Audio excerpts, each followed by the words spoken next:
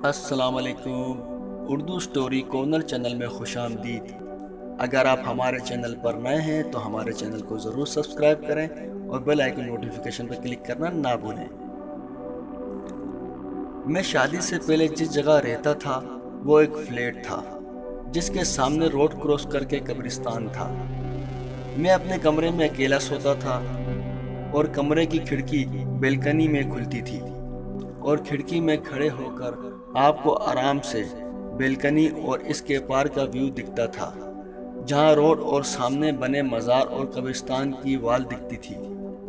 کبھی بھی کچھ غلط نہ دیکھا اور نہ ہی وہاں کچھ سنا میں نے۔ جس دن میری منگنی ہوئی اس رات میرا روم پھولوں سے بھرا ہوا تھا۔ جب میں سویا تو مجھے اپنے اوپر ایک بھاری بوجھ محسوس ہوا، اتنا بھاری پن، اور ساتھ ایسا محسوس ہوا کوئی مجھے اٹھا کر گول گول گھما رہا ہے۔ میں نے کوشش کی میری آنکھ کھل جائے مگر میں آنکھیں کھول نہیں پا رہا تھا۔ پھر وہ گول گھومنا بہت تیز ہو گیا۔ میں نے آواز نکالنی چاہی تو آواز میرے منہ سے باہر نہیں نکل رہی تھی۔ مجھے ایک دم ذہن میں آیا اور میں نے دل ہی دل میں آیت الکرسی پڑھنا شروع کر دی۔ کچھ دیر میں ہی گول گھومنا بند ہو گیا، میرے اوپر سے بوجھ ہٹ گیا۔ میں نے آنکھ کھولی تو بستر کے سامنے اتنی بھیانک عورت تھی، ابھی بھی میں سوچ رہا ہوں تو رونگٹے کھڑے ہو رہے ہیں۔ بہت بھیانک سی عورت تھی وہ۔ میں نے اس کو دیکھ کر چیخنا چاہا، میری آواز تب بھی بند تھی۔ میں نے مزید پڑھنا شروع کر دیا، آیت الکرسی کا ورد کرتا رہا۔ وہ کھڑکی پر چڑھ کر غائب ہو گئی۔ ایک دم سے میں اٹھا اور میں پسینے میں شرابور تھا اور ساتھ ہی میرے سانس بھی بہت پھول رہی تھی۔ میں جا کر اپنی امی ابو کے پاس سو گیا۔ پھر کافی عرصے میں اپنے والدین کے ساتھ سوتا رہا۔ پھر سب کچھ نارمل ہو گیا۔ میں اکیلے سونے لگا، پھر کبھی کچھ نہیں ہوا۔ 3 سال بعد میری شادی ہوئی۔ میں اپنے گھر میں سب سے چھوٹا تھا تو گھر کی آخری شادی تھی، بہت دھوم سے ہوئی۔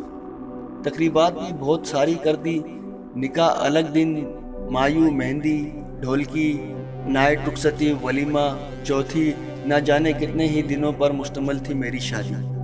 ان شارٹ بہت ہلا گلا ہوا۔ شادی سے ایک رات پہلے تک سب صحیح تھا۔ شادی سے ایک رات پہلے میرے دوستوں نے مجھے بہت اپٹن لگایا، چنبیلی کے تیل سے بھی مساج دیا۔ میرے پاس سے چنبیلی اور اپٹن کی بہت تیز خوشبو آ رہی تھی۔ خیر ہمارے ہاں رواج ہے، ایسا اپٹن لگانے کے بعد سب کو نیک ملتا ہے۔ خیر رسم ختم ہوئی، رات میں سب اٹھے ہوئے تھے، میری اپٹن لگی ہوئی تھی۔ امی نے کہا، بیٹا یہ لوگ سب تو جاگتے رہیں گے، تم جا کر سو جاؤ۔ میں جا کر سویا ہوں اور میرے ساتھ سب کچھ ویسے ہی ہوا، اور اس بار اتنا شدید تھا کہ میں بیان نہیں کر سکتا۔ میرے بھانجے کو میرے بھائی نے میرے پاس سلا دیا تھا، وہ بھی اٹھ گیا تھا اور اس کو بھی نظر آئی وہ عورت۔ خیر پھر وہی آیت الکرسی پڑھنے سے وہ چلی گئی۔ سب نارمل ہو گیا، شادی بھی ہو گئی۔ اب تو ہم لوگوں نے وہ گھر بھی چھوڑ دیا، مگر آج بھی سوچوں تو مجھے بہت خوف محسوس ہوتا ہے۔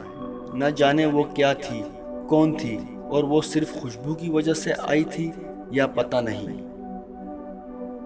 کمنٹس میں ضرور بتائیے گا۔ شکریہ۔